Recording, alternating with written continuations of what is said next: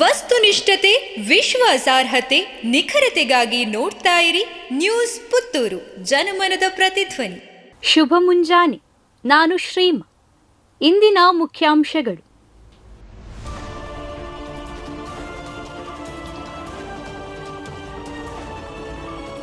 ಆಟೋಗೆ ಗೋವನ್ನ ಕಟ್ಟಿ ಎಳೆದೊಯ್ದ ಚಾಲಕ.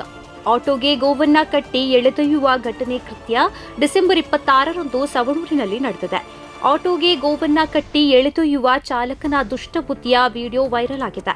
ಪುತ್ತೂರು ಬೆಳ್ಳಾರೆ ಠಾಣಾ ವ್ಯಾಪ್ತಿಯ ಸವಣೂರಿನಲ್ಲಿ KA 21B4123 ನಂಬರಿನ ಆಟೋ ಎಂದು ತಿಳಿದಿದ್ದು ಸಾಮಾಜಿಕ ಜಾಲತಾಣದಲ್ಲಿ ಆಕ್ರೋಶ ವ್ಯಕ್ತವಾಗಿದೆ.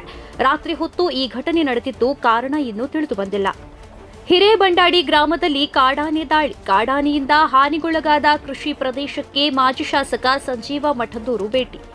ಹಿರೇಬಾಂಡಾಡಿ ಗ್ರಾಮ ಕರೆಂಕಿ ಎಂಬಲ್ಲಿ ಕಾಡಾನೆ ಸಂಚರಿಸಿದ್ದು ಗ್ರಾಮಸ್ಥರು ಆತಂಕಪಟ್ಟಿದ್ದಾರೆ. ಕಾಡಾನೆ ಸಂಚರಿಸಿದ ಹಿನ್ನೆಲೆ ಬೆಳಿಯಪ್ಪ ಗೌಡ ಜಾಲುವಾರ ತೋಟದಲ್ಲಿ ತೆಂಗಿನ ಮರ ಮತ್ತು ಬಾಳೆಗಿಡಗಳಿಗೆ ಹಾನಿಯಾಗಿದೆ ಎಂದು ತಿಳಿದುಬಂದಿದೆ.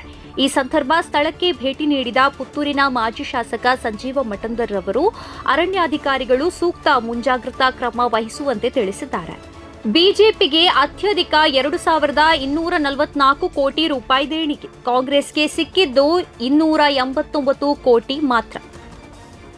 2023-24ನೇ ಹಣಕಾಸು ವರ್ಷದಲ್ಲಿ ಬಿಜೆಪಿಗೆ ಬರೋಬ್ಬರಿ 2,244 ಕೋಟಿ ರೂಪಾಯಿ ದೇಣಿಗೆ ಹರಿದು ಬಂದಿದೆ. ಇದೇ ವೇಳೆ ಕಾಂಗ್ರೆಸ್ಗೆ ಸಿಕ್ಕಿರುವುದು 289 ಕೋಟಿ ರೂಪಾಯಿ ದೇಣಿಗೆ. ಬಿಜೆಪಿ ತನ್ನ ಘಟಕಗಳು, ವ್ಯಕ್ತಿಗಳು, ಟ್ರಸ್ಟ್ ಮತ್ತು ಕಾರ್ಪೊರೇಟ್ ಕಂಪನಿಗಳಿಂದ 20,000 ರೂಪಾಯಿಗಿಂತ ಅಧಿಕ ಮೊತ್ತದ ಒಟ್ಟು 2,244 ಕೋಟಿ ರೂಪಾಯಿ ದೇಣಿಗೆ ಪಡೆದುಕೊಂಡಿದೆ. ಭಾರತೀಯ ಚುನಾವಣಾ ಆಯೋಗ ತನ್ನ ವೆಬ್ಸೈಟ್ನಲ್ಲಿ ಪಕ್ಷಗಳು ನೀಡಿದ ಮಾಹಿತಿಯನ್ನು ಅಪ್ಲೋಡ್ ಮಾಡಿದೆ.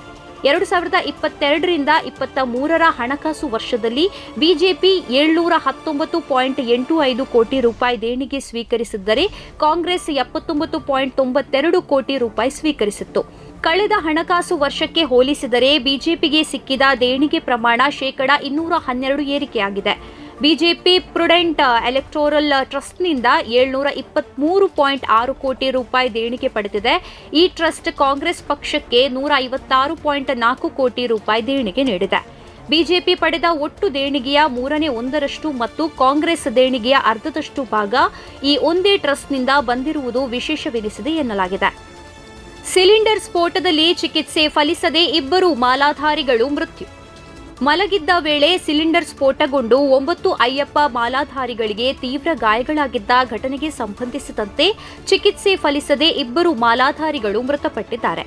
ಮೃತಪಟ್ಟ ಅಯ್ಯಪ್ಪ ಮಾಲಾಧಾರಿಗಳನ್ನ ನಿಜಲಿಂಗಪ್ಪ ಮಲ್ಲಪ್ಪ ಬೇಪೂರು, ಸಂಜಯ್ ಪ್ರಕಾಶ್ ಸವದತ್ತಿ ಎಂದು ಗುರುತಿಸಲಾಗಿದೆ. ಹುಬ್ಬಳ್ಳಿಯ ಅಚ್ಚವನ ಕಾಲೋನಿಯ ಈಶ್ವರ ದೇವಾಲಯದಲ್ಲಿ 3 ದಿನಗಳ ಹಿಂದೆ ಸಿಲಿಂಡರ್ನ ಗ್ಯಾಸ್ ಸೋರಿಕೆಯಾಗಿ ಬೆಂಕಿ ಅವಘಡ ಸಂಭವಿಸಿದ್ದು, ಘಟನೆಯಲ್ಲಿ 9 ಜನ ಮಾಲಾಧಾರಿಗಳಿಗೆ ಗಾಯಗಳಾಗಿವೆ.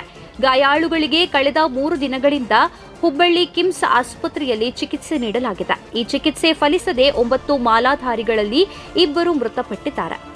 ಪ್ರತಿದಿನದ ಸುದ್ದಿಗಳಿಗಾಗಿ ನೋಡ್ತಾ ಇರಿ ನ್ಯೂಸ್ ಪುತ್ತೂರು, ಜನಮನದ ಪ್ರತಿಧ್ವನಿ. ಧನ್ಯವಾದಗಳು. ವಸ್ತುನಿಷ್ಠತೆ, ವಿಶ್ವಾಸಾರ್ಹತೆ, ನಿಖರತೆಗಾಗಿ ನೋಡ್ತಾ ಇರಿ ನ್ಯೂಸ್ ಪುತ್ತೂರು, ಜನಮನದ ಪ್ರತಿಧ್ವನಿ.